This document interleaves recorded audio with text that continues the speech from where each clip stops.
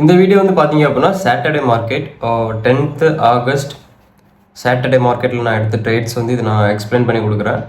இது நான் மார்னிங் ஒரு ட்ரேட் பண்ணியிருந்தேன், 1000 rupees வச்சு ஒரு ட்ரேட் பண்ணியிருந்தேன். எனக்கு அது வந்து லாஸ் ஆச்சு.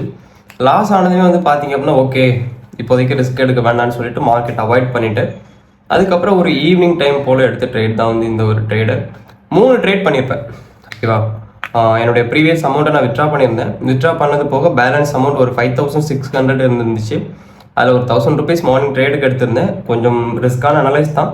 கொஞ்சம் மார்க்கெட்டும் கொஞ்சம் ஃபாஸ்ட் ரன்ல இருந்தாங்க. ஸோ என்னால் கரெக்டாக ஒரு மூவ் எடுக்க முடியல. ஸோ ஒரு லாஸ் வந்துச்சு. லாஸ் வந்ததுமே பெரிய அளவில் ரீசனும் என்னால் ஃபைண்ட் அவுட் பண்ண முடியல. ஸோ அந்த ஒரு டைமில் வந்து நான் அவாய்ட் பண்ணேன். அதுக்கப்புறம் ஈவினிங் வந்து பார்த்தீங்க அப்படின்னா நல்ல ஒரு மார்க்கெட் கிடச்சிருந்தாங்க. ஒரு அப் ட்ரெண்டில் இருக்கக்கூடிய மார்க்கெட் எனக்கு ஒரு சைட் வே ஃபார்ம் பண்ணிவிட்டு இந்த ஸ்பேஸில் வந்து பார்த்தீங்க அப்படின்னா ஒரு சப்ளை கொடுத்து எனக்கு மூவ் பண்ணியிருந்தாங்க ஓகேவா. கண்டினியூஸ்லியாக மார்க்கெட்டுடைய மூவிங்னு சொல்லி பார்க்கும்போது மார்க்கெட் ஒரு அப் ட்ரெண்டில் இருக்காங்க. தென் மார்க்கெட் எனக்கு ஒரு சைட்வே ஸ்ட்ரக்சர் கொடுத்துட்டு ஒரு சப்ளை மூவ் கொடுக்குறாங்க. சப்ளைலேருந்து அகைன் ஒரு சைட்வே மூவ் லிக்விடிட்டி ஃபார்ம் பண்ணிட்டு மறுபடியும் ஒரு சைட்வே மூவ் கொடுத்து மார்க்கெட் மூவ் பண்ணிட்டு இருக்காங்க. அப்போது மார்க்கெட்டுடைய கண்டினியூட்டின்னு சொல்லும்போது அப் ட்ரெண்ட் அப்படின்னா அங்கே பையர்ஸுடைய லெவல் டாமினேட் ஆகும். செல்லருடைய ப்ரெஷர் செல்லருடைய லெவல் வந்து டாமினேட் ஆகும். பையருடைய மெஜாரிட்டியை மார்க்கெட் மேக்ஸிமம் இன்க்ரீஸ் பண்ணி கொடுப்பாங்க. ஸோ இந்த ஒரு லெவல்னு பார்க்கும்போது எனக்கு ப்ரீவியஸ் ஸ்ட்ரக்சரில் எனக்கு ஒரு சைட்வே லிக்விடிட்டி ஃபார்ம் ஆனதுக்கு அப்புறம் தான் எனக்கு மார்க்கெட்டில் வந்து ஒரு சப்ளை ஃபார்ம் ஆகி இருக்குது. இப்போ ப்ரெசென்ட் டைமில் பார்த்தீங்க அப்படின்னா இப்போ நான் ட்ரேட் எடுக்கக்கூடிய வேலை ஒரு சைட்வே ஸ்ட்ரக்சர் இருக்குது. அதுக்கப்புறம் எனக்கு ஒரு டவுன்வே மார்க்கெட் கொடுத்துருக்காங்க, ஒரு சப்ளை மார்க்கெட் கொடுத்துருக்காங்க, ப்ரைஸ் வேல்யூவை டிக்ரீஸ் பண்ணியிருக்காங்க.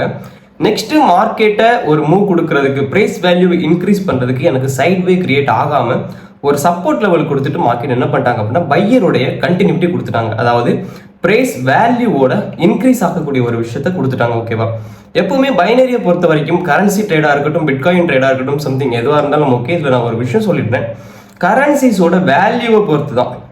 பிட்காயின் எப்படின்னு தெரியல, மற்றபடி நம்மளுடைய கரன்சிஸை பொறுத்த வரைக்கும் கரன்சிஸோட வேல்யூவை பொறுத்து தான் மார்க்கெட் ரன் ஆகுமே தவிர இங்கே பை பண்ணுறதுனாலையும் செல் பண்ணுறதுனாலையும் இங்கே எதுவுமே நடக்க போகிறதில்ல. நம்ம ஸ்டாக் மார்க்கெட்டில் பையிங் செல்லிங்னு சொல்லி பழகி end of the time even ஆப்ஷன்ஸில் கூட பையர்னா கிரீன் கலர் கேண்டில்னா பையர், ரெட் கலர் கேண்டில்னா செல்லர், அந்த மாதிரி நம்ம பாயிண்ட் அவுட் பண்ணுறோம். பட் அது பேச்சு வழக்கில் இருந்துச்சு அப்படின்னாலுமே அங்கே உண்மையாக இருக்கக்கூடிய விஷயம் என்ன அப்படின்னா இன்க்ரீஸ் ஆகக்கூடிய ப்ரைஸ் வேல்யூ கிரீன் கலரில் நமக்கு ஷோ ஆகும், டிக்ரீஸ் ஆகக்கூடிய ப்ரைஸ் வேல்யூ ரெட் கலரில் நமக்கு ஷோ ஆகும். அப்போ மார்க்கெட் எனக்கு ஒரு சைட்வே ஸ்ட்ரக்சர் கொடுத்துட்டு எனக்கு டிமாண்ட் அண்ட் சப்ளை, இந்த ஸ்பேஸில் எனக்கு சப்ளை தான் மார்க்கெட் மூவ் பண்ணியிருக்காங்க. அகைன் மார்க்கெட் எனக்கு இப்போ ப்ரெசென்ட்டில் கண்டினியூ பண்ணிட்டு இருக்கிறதுன்னு பார்த்தீங்க அப்படின்னா ஒரு பையருடைய வேயை மார்க்கெட் கண்டினியூ பண்ணுது ஒரு சைட்வே ஸ்ட்ரக்சர் கொடுக்காம. அப்போ எனக்கு ஒரு கன்ஃபர்மேஷன் கிடைக்கிது இந்த ஸ்பேஸில் மார்க்கெட் வந்து ப்ரீவியஸில் இருக்கக்கூடிய அதோட ட்ரெண்ட் ஒரு அப் ட்ரெண்ட் வைஸ் தானே, ஒரு அப் ட்ரெண்ட் ஒரு புல்லிஷோட வேயை மார்க்கெட் வந்து ப்ரீவியஸில் கண்டினியூ பண்ணிட்டு இருந்தாங்க. ஸோ ப்ரெசென்ட்லியுமே இப்போ எனக்கு ஒரு சைட்வே ஸ்ட்ரக்சர் இல்லாமல் மார்க்கெட் பையர் கண்டினியூ பண்ணுறாங்கன்னு சொல்லும்போது இந்த ஸ்பேஸில் மார்க்கெட் செல்லரை டாமினேட் பண்ணிட்டாங்க. அகெயின் பையரை மார்க்கெட் கண்டினியூ பண்ணுறாங்கன்னு சொல்லிட்டு ஒரு அனலைஸ் எடுத்துட்டேன். ப்ரீவியஸ் லெவல்ஸ் இருந்துச்சு. ஸோ இந்த பிளேஸில் இன்னும் அதை ஷோ பண்ணல. ஓகே, ப்ரீவியஸ் லெவலுமே ரெசிஸ்டன்ஸ் லெவலுமே எனக்கு இந்த பாயிண்டில் கிடச்சிருந்துச்சு. சரி ஓகே, இந்த ஸ்பேஸில் நான் ஒரு பையர் ட்ரேட் போயிருந்தேன். இன்க்ரீஸ் ஆகக்கூடிய ப்ரைஸ் வேல்யூக்கான ட்ரேட் போயிருந்தேன். பையர் ட்ரேட்னே சொல்லிக்கலாம், பையர் செல்லர்னே பேசி பழகிக்கலாம். ஆனால் உள்ள இருக்கக்கூடிய விஷயத்தை மட்டும் மறந்துடக்கூடாது. இன்க்ரீஸ் ஆகக்கூடிய ப்ரைஸ் வேல்யூ, டிக்ரீஸ் ஆகக்கூடிய ப்ரைஸ் வேல்யூ. அப்போ இந்த ஸ்பேஸில் மார்க்கெட்டுடைய பையிங்கை கண்டினியூ பண்ணி ஒரு ட்ரேட் போயிருந்தேன், ப்ராஃபிட் பண்ணியிருந்தேன். ரெண்டாவது இன்னுமே எனக்கு ஒரு கான்ஃபிடென்ட் இருந்துச்சு.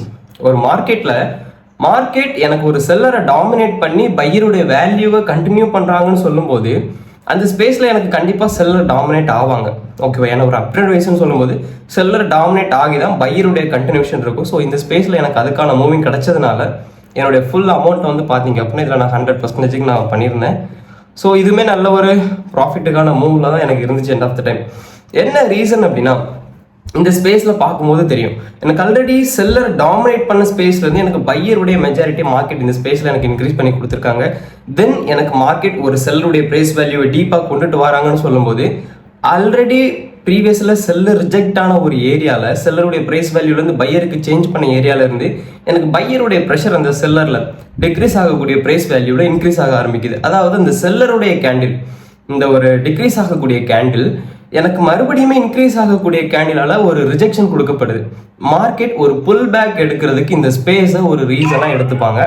ஸோ அந்த ஒரு விஷயத்தை பேஸ் பண்ணி தான் இந்த இடத்துல நான் பையிங் ட்ரேட் போயிருந்தேன். இதுக்கு அப்புறமுமே எனக்கு பையிங் கண்டினியூட்டி, பையிங்கான ஆப்பர்ச்சுனிட்டி அதிகமாக இருந்துச்சு. ஸோ இதுக்கப்புறம் ஒரு ட்ரேட் போயிருப்பேன்னு நினைக்கிறேன். ஒரு ட்ரேடு 2 அமௌண்ட் கொடுத்துருப்பேன். ஆமாம் அப்படிதான். ஓகே, இந்த ஒரு விஷயத்தோட வந்து நான் இந்த விஷயத்த கிளியர் பண்ணுவேன். எப்போவுமே ஒரு அப் ட்ரெண்ட் அப்படின்னாலே மார்க்கெட் ப்ரீவியஸில் இருக்கக்கூடிய இம்பேலன்ஸுக்கு பெரிய அளவில் ரெஸ்பான்ஸ் கொடுக்க மாட்டாங்க. பட் அந்த இம்பேலன்ஸுக்கு மார்க்கெட் மூவிங் கொடுக்குதுன்னா அந்த ஒரு மூவிங்லேருந்து மறுபடியும் மார்க்கெட் ஒரு புல் பேக் எடுத்துக்கும். ஓகேவா? ட்ரெண்ட் வைஸ்ன்னு சொல்லும்போது நமக்கு பியரிஷ் அண்ட் புல்லிஷ்னு சொல்லும்போது அப் ட்ரெண்ட்னு பார்க்குறோம், பியரிஷ்னு சொல்லும்போது டவுன் ட்ரெண்ட் பார்க்குறோம். புல்லிஷ்னா என்னதான்? பையருடைய கண்டினியூட்டி, பையருடைய ட்ரெண்ட். அந்த பையருடைய ட்ரெண்டில் செல்லர்ஸ் வருவாங்க, பட் செல்லருடைய ப்ரைஸ் வேல்யூ டிக்ரீஸ் ஆகக்கூடிய ப்ரைஸ் வேல்யூ டாமினேட் ஆகி இன்க்ரீஸ் ஆகக்கூடிய ப்ரைஸ் வேல்யூக்கு மெஜாரிட்டியாக மார்க்கெட் இன்க்ரீஸ் பண்ணி அதை கண்டினியூ பண்ணுவாங்க. ஸோ இந்த மூவிங்கில் அந்த ஒரு மூவிங் தான் எனக்கு கிடச்சிருந்துச்சு. இந்த ஒரு ட்ரேடோட நான் இந்த ஒரு விஷயத்த நான் கிளியர் பண்ணியிருப்பேன். இல்லை இதுக்கப்புறம் கூட ஒரு ட்ரேட் போயிருப்பேன்னு நினைக்கிறேன். ஓகே, கரெக்டாக எனக்கு ஞாபகம் இல்லை. இதுக்கப்புறம் ஒரு ட்ரேட் கூட ஒரு கண்டினியூஷன் ட்ரேட் போயிருப்பேன்னு நினைக்கிறேன். Okay, nice. இன்னொரு விஷயம் சொல்லிடுறேன். இந்த ட்ரேடுக்கு முழுக்க ரீசன் இருக்கிறது ஒரு அப் ட்ரெண்ட் வைஸில் மார்க்கெட் எனக்கு ஒரு சைட்வே ஸ்ட்ரக்சர் கொடுத்து, இதுக்கு முன்னாடி பார்த்தாலுமே தெரியும், ஒரு சைட்வே ஸ்ட்ரக்சர் கொடுத்து ஒரு சப்ளை, அகைன் ஒரு சைட்வே ஸ்ட்ரக்சர் கொடுத்து ஒரு சப்ளை, 2 ஸ்பேஸில் எனக்கு லிக்விடிட்டியாக மார்க்கெட் ஃபார்ம் பண்ணிவிட்டு அகைன் எனக்கு ஒரு சப்ளைவே கொடுக்குதுன்னு சொல்லும்போது அந்த சப்ளைல இருந்து மார்க்கெட் நெக்ஸ்ட் மூவ் கொடுக்கணும் அப்படின்னா ஸ்ட்ரக்சர் பிரேக் அவுட் பண்ணுது. ஓகேவா? ஸ்ட்ரக்சர் பிரேக் ஆகி எனக்கு செல்லரை மார்க்கெட் டாமினேட் பண்ணி அகெயின் பையருக்கு கண்டினியூ பண்ணுறாங்க. ஸோ இந்த ஸ்பேஸ் வந்து எனக்கு ஒரு ப்ளஸ் பாயிண்டாக இருந்துச்சு. ஸோ பையருடைய கண்டினியூட்டிக்கான ட்ரேடை இந்த ஸ்பேஸில் நான் வந்து எடுத்துட்டேன். அதே மாதிரி மூவிங்கில் வரும்போதுமே பையருடைய கண்டினியூட்டி அப்படிங்கிறது ப்ரீவியஸில் இருக்கக்கூடிய லெவல்ஸை எனக்கு பிரேக் பண்ணி ஒரு ரிவர்சல் கொடுத்துட்டு மறுபடியும் எனக்கு ஒரு புல் பேக் எடுக்கிறாங்க. ஸோ இதுவுமே ஒரு நல்ல ஒரு மூவ் தான். எனக்கு ப்ரீவியஸ் வந்து சப்ளை வேலை பார்க்கும்போது தெரியும், ஒரு ஸ்பேஸில் எனக்கு மார்க்கெட் ஃபைட் பண்ணியிருக்காங்க. அந்த ஃபைட் பண்ண ஸ்பேஸை எனக்கு மார்க்கெட் ஒரு புல் பேக்குக்கான ஒரு ஏரியாவாக எடுத்துட்டு அகைன் பையருக்கு கண்டினியூ பண்ணாங்க. ஸோ இந்த ஸ்பேஸில் சிலர் டாமினேட் ஆகுறாங்க, பையருடைய வேல்யூஸ் இந்த ஸ்பேஸில் மார்க்கெட்டில் இன்க்ரீஸ் ஆக்கப்படுது. ஸோ இதை பேஸ் பண்ணி ட்ரேட் எடுத்தது தான் இந்த விஷயங்கள். அகெயின் இந்த ட்ரேட்ஸ் வந்து என்ன அப்படின்னா இதுக்கான ஃபுல் டெஃபினிஷன் எந்த மாதிரி ஸ்பேஸில் எடுக்கணும்னா நான் வந்து எக்ஸ்பிளைன் பண்ணலாம். இந்த ஸ்பேஸில் இந்த டைமில் நான் எடுத்த ட்ரேடை வந்து இந்த மாதிரி தான் வந்ததுன்னு ஒரு மேலோட்டமான விஷயம் தான் சொல்லியிருக்கேன். இந்த வீடியோவையும் சரி இதுக்கு முந்தின வீடியோவும் சரி நான் கிளியராக வச்சு ஒரு டீட்டெயிலான எக்ஸ்பிளனேஷன் நான் கொடுக்குறேன். இன்றைக்கி நான் வந்ததுக்கான நோக்கம் என்ன அப்படின்னா ட்ரேட்ஸ் வந்து ஃபினிஷ் ஆகட்டும். ஃபினிஷ் ஆனதுமே வந்து நான் அதுக்கான ரீசன்ஸ் வந்து சொல்கிறேன். ஓகேவா? ஒரு ட்ரேடராக ஆஸ் எ ட்ரேடராக நார்மலாக யாராக இருந்தாலும் சரி, ட்ரேடர்னு நார்மலாக யாராக இருந்தாலும் சரி, ஒரு பொசிஷனுக்கு வந்துட்டோம், பிளாட்ஃபார்முக்கு வந்துட்டோம்னு சொல்லும்போது ப்ராஃபிட் பண்ணுறது டசன்ட் மேட்டர். மார்க்கெட்டில் இருக்கக்கூடியது 2 ஆப்ஷன் தான். ஒன்று பை, இன்னொன்று செல். ஒன்று இன்க்ரீஸ், இன்னொன்று டிக்ரீஸ். நான் மேலே கொடுக்குறேன், அப்புன்னு கொடுக்குறேன் அப்படின்னா அதுக்கான வேல்யூ எனக்கு கிடைக்கும். மார்க்கெட் மூவ் ஆச்சு அப்படின்னா டிக்ரீஸ் கொடுக்குறேன், செல் ஆப்ஷன் போகிறேன், அதுக்கான வேல்யூ எனக்கு கிடைக்கும். லாஸ் ஆச்சுனாலும் ப்ராஃபிட் ஆச்சுனாலும் அதுக்கான மூவ் எனக்கு கிடைச்சிடும். ஸோ மார்க்கெட்டில் இருக்கக்கூடிய இந்த 2 ஆப்ஷன் தான். இந்த 2 ஆப்ஷனில் எனக்கேற்ற ஆப்பர்ச்சுனிட்டி எதுங்கிறத தேர்ந்தெடுக்க வேண்டியது தான் சார் ட்ரேடராக நம்மளுடைய வேலை. நம்மளுடைய கவனம் அதில் தான் இருக்கணும். ஓகேவா? ஸோ இந்த ஸ்பேஸில் அந்த ஒரு கவனம் எனக்கு இருந்துச்சு அப்படின்னாலுமே மணி மேனேஜ்மெண்ட் இந்த ஸ்பேஸில் நான் வந்து மைனஸ் பண்ணேன். மணி மேனேஜ்மெண்ட்டை இந்த ஸ்பேஸில் நீங்கள் மைனஸ் பண்ணுறீங்க அப்படின்னா பார்க்குறவங்களுக்கு மோட்டிவேஷனாக இருக்கும். ப்ரோ இந்த ஸ்பேஸில் எப்படி ப்ரோ 100% போட்டிங்க, எப்படி ப்ரோ ஒரு என்ட்ரிக்கு வந்து 1000 rupees வச்சு கொடுக்குறீங்க, உங்களுடைய கேபிட்டல் மினிமமாக தானே இருக்குது, பாரு ப்ராஃபிட் வந்துடுச்சு 4K 600லேருந்து இப்போ 11K 12K அபவ் போயிட்டுருக்கு இப்படின்னு சொல்லி தோணும் தான், அதில் மாற்றம் இல்லை. டெம்ப்ட் ஆகக்கூடாது. எதனால சொல்கிறேன், எதனால நான் அந்த மாதிரி வீடியோஸ் வந்து மேக்ஸிமம் எடுக்க மாட்டேன் அப்படின்னா டெம்ப்ட் ஆகும். பர்சனலாக எனக்கே ஆகுமே. ஒருத்தங்க அதிகமாக ட்ரேட் வச்சு பண்ணிகிட்டு இருக்காங்க, மினிமமாக நான் வந்து 70 rupees வச்சு பண்ணிகிட்ருக்கேன்னு சொல்லும்போது ஒருத்தங்க 1000 rupees வச்சு பண்ணுறாங்க, அது அப்போ வச்சு பண்ணுறாங்கன்னு சொல்லும்போது எனக்கு அதை பார்க்கும்போது ஆட்டோமேட்டிக்காக என்னுடைய மைண்ட் வந்து சேஞ்ச் ஆகும். ஓகேவா? அப்படி சேஞ்ச் ஆகக்கூடிய விஷயத்துலேருந்து என்னுடைய டிசிப்ளின் கோட், ஆல்ரெடி நான் ஃபாலோ பண்ணிட்டு இருக்கக்கூடிய டிசிப்ளின் கோடை வந்து நான் என்ன பண்ணுவேன், பிரேக் பண்ணுவேன். அப்படி பிரேக் பண்ணி நான் ப்ராஃபிட் பண்ணிவிடுவேன். பட் அந்த ப்ராஃபிட் கன்சிஸ்டன்சியாக என் கையில் நிற்குமான்னு கேட்டால் கண்டிப்பாக அது மைனஸாக தான் இருக்கும். கண்டிப்பாக நம்ம கையில் அது வந்து ஸ்டே ஆகாது, அந்த அமௌண்ட் வந்து நம்ம கையில் ஸ்டே ஆகாது. ஓகேவா? இன்றைக்கி நான் ப்ராஃபிட் பண்ணுறது விஷயம் இல்லை, அந்த ப்ராஃபிட்டை என் கையில் தக்க வச்சுக்கணும், அதுதான் ரொம்ப இம்பார்ட்டன்ட்.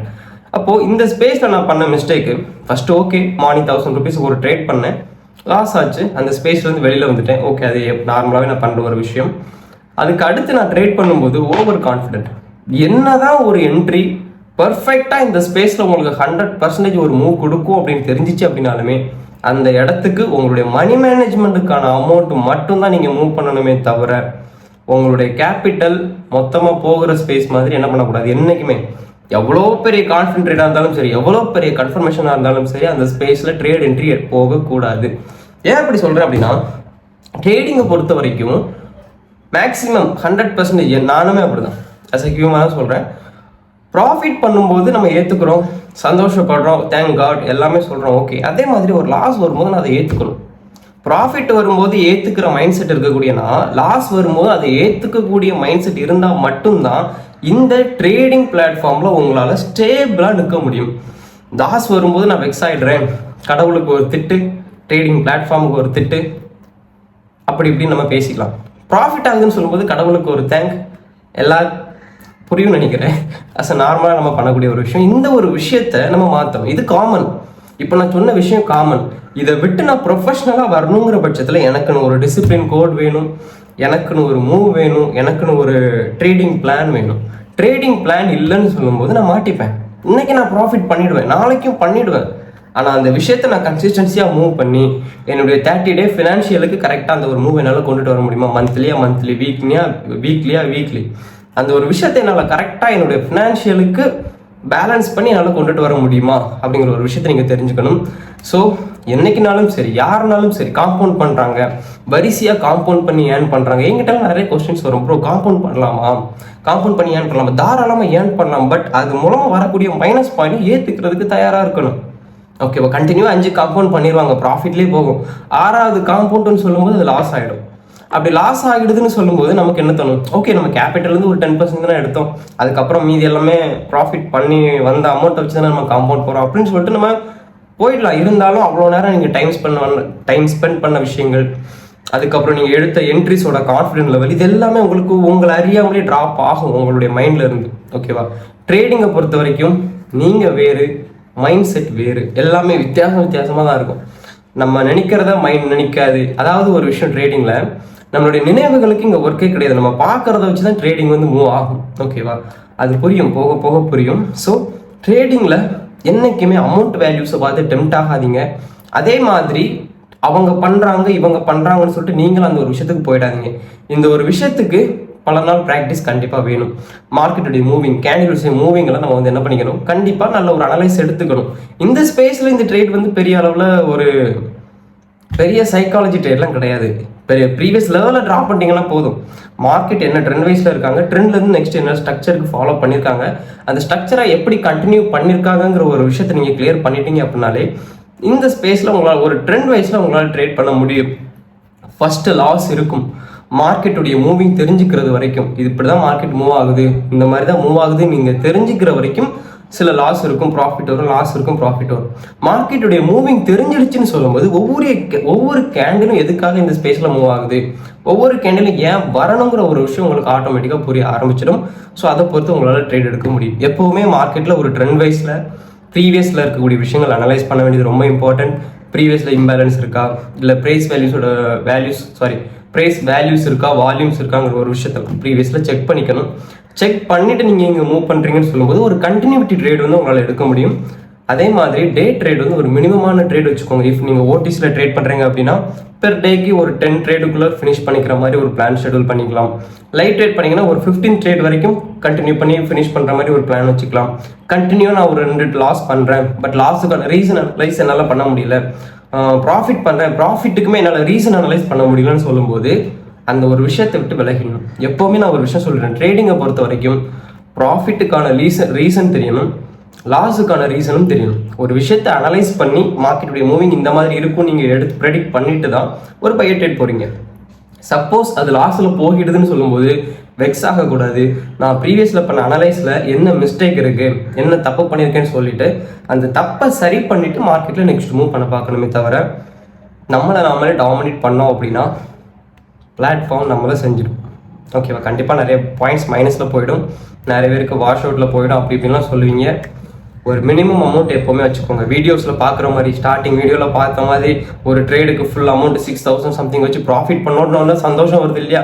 அதே மாதிரி லாஸ் ஆகும்போது ஏற்றுக்கலன்னு சொல்லும் போது தான் இங்கே ப்ராப்ளமே. அக்செப்ட் பண்ணிக்கணும். அக்செப்ட் பண்ண முடியலையா, அந்த ஸ்பேஸுக்கு போகக்கூடாது. ஓகேவா? அதே மாதிரி இன்னொரு விஷயம், ட்ரேடிங்கை பொறுத்த வரைக்கும் அமௌண்ட் கடன் வாங்கி பண்ணுறது, அடமானம் வச்சு பண்ணுறது, கோல்டை வந்து பேங்க்ல வச்சுட்டு ட்ரேட் பண்ணி நான் அதை மீட் எடுத்துடுவேன் அப்படின்னு பண்ணுறது, தயவு செஞ்சு இதுதான் மெயினாகவே நான் சொல்லணும்னு வந்தேன். அந்த ஒரு விஷயத்தை மட்டும் தயவு செஞ்சு பண்ணிடாதீங்க. கடன் வாங்கி இங்கே இன்வெஸ்ட் பண்ண வேண்டாம். ட்ரேடிங்கை பொறுத்த வரைக்கும் நீங்கள் எந்த மாதிரி இங்கே அமௌண்ட் கொண்டுட்டு வரலாம் அப்படின்னா, ஒரு இன்வெஸ்ட்மெண்ட்டுக்கான அமௌண்ட் கொண்டுட்டு வரலாம் அப்படின்னா, மந்த்லி நீங்கள் இப்போ ஒரு ஒர்க்குக்கு போகிறீங்க, ஒரு 15,000 ரூபாயிலேருந்து 20,000 ரூபாய் உங்களுடைய சேலரி மினிமமாக இருக்குது அப்படின்னா, நிறைய பேர் சொல்லிங்க ப்ரோ என்னோட அதிகபட்ச சேலரி அப்படி. ஓகே, நம்ம எந்த மைனஸ் பாயிண்ட்டும் பார்க்க வேண்டாம். எவ்வளோ நீங்கள் சேலரி பார்த்தாலுமே அந்த சேலரி அமௌண்ட்டில் வீட்டு தேவைக்கு போக என்னால் ஒரு 3,000 என்னால் வந்து சேவிங்ஸ் பண்ண முடியும் அப்படின்னு சொல்லும்போது, அந்த 3,000ல் ஒரு 1,000 ருபீஸை நீங்கள் ட்ரேடிங்காக ஒதுக்கி வைக்கலாம். அப்படி ஒதுக்கி வச்சு ஒரு 2 மாதம் 3 மாதம் நீங்கள் வைக்கிறீங்கன்னா ஒரு 3,000 வந்துடும். அந்த 3,000க்கான உழைப்பு உங்களுக்கு தெரியும். ஓகேவா? ஸோ அதை நீங்கள் ப்ராப்பராக யூஸ் பண்ணிக்கணும். ஒரு விஷயம் கற்றுக்கிட்ட விஷயத்துலேருந்து மூவ் பண்ணணுமே தவிர கேம்லிங் மாதிரி பண்ணக்கூடாது. அப்போனா அப்போ டவுன்னா டவுன் அப்படி கொடுக்கக்கூடாது. விஷயத்தை கற்றுக்கிட்டு மார்க்கெட் எதை பேஸ் பண்ணி மூவ் ஆகுது, எதனால இந்த ஒரு மூவிங் கிடைக்குது, பையருடைய கண்டினியூஷனா இந்த ஒரு மூமெண்டம் வரதுக்கான ரீசன் என்ன, செல்லருடைய மூமெண்டம் வரதுக்கான ரீசன் என்ன, இந்த ஸ்பேஸில் எதனால சப்போர்ட் அண்ட் ரெசிஸ்டன்ஸ் பிரேக் ஆகி நெக்ஸ்ட் மூவ் போயிருக்கு, இந்த விஷயத்தையெல்லாம் நம்ம அனலைஸ் பண்ணுறோம்னு சொல்லும்போது மேக்ஸிமம் லாஸ் வந்து நம்மளால் அவாய்ட் பண்ண முடியும். அதே மாதிரி ஒரு ட்ரேட் பண்ணுறீங்க, நெக்ஸ்ட் ட்ரேடுக்கு கொஞ்சம் டைம் கொடுக்கணும். நெக்ஸ்ட் ட்ரேட் நீங்கள் பண்ண ப்ராஃபிட் ஆகிற மாதிரி தான் இருக்கும். மார்க்கெட்டில் ஆப்ஷன்ஸ் அப்படி தான் தோணும். நான் கண்டினியூவாக ப்ராஃபிட் பண்ணுறேன்னு சொல்லும்போது எல்லாத்துலேயுமே கொடுத்தா ப்ராஃபிட் ஆகிற மாதிரி தான் தோணும். ஒரு ட்ரேட்லேருந்து இன்னொரு ட்ரேடுக்கு கொஞ்சம் டைம் கொடுக்கணும். ஓகேவா? ஸோ இந்த மாதிரி உங்களுடைய சேலரி அமௌண்ட்லேருந்து நீங்கள் ஒரு அமௌண்ட்டை வந்து சேவ் பண்ணி வைக்கிறீங்க. அந்த அமௌண்ட் எனக்கு லாஸ் ஆச்சு அப்படின்னாலுமே இப்போ என்னுடைய ஃபினான்ஷியல் விஷயத்தில் எனக்கு ஒரு ப்ராப்ளமாக வராது, மேஜர் ப்ராப்ளமாக வராது.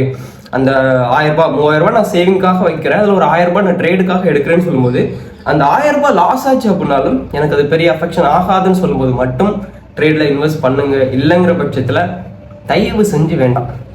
Trading is not for every one brother. இங்கே வந்துட்டு நான் அமௌண்ட் போட்டுட்டேன் ப்ராஃபிட் பண்ணிட்டேன் அப்படிங்கிற ஒரு விஷயம் இங்கே சுத்தமாக கிடையாது. டிசிப்ளின் அது இல்லாமல் இங்கே எதுவுமே இல்லை.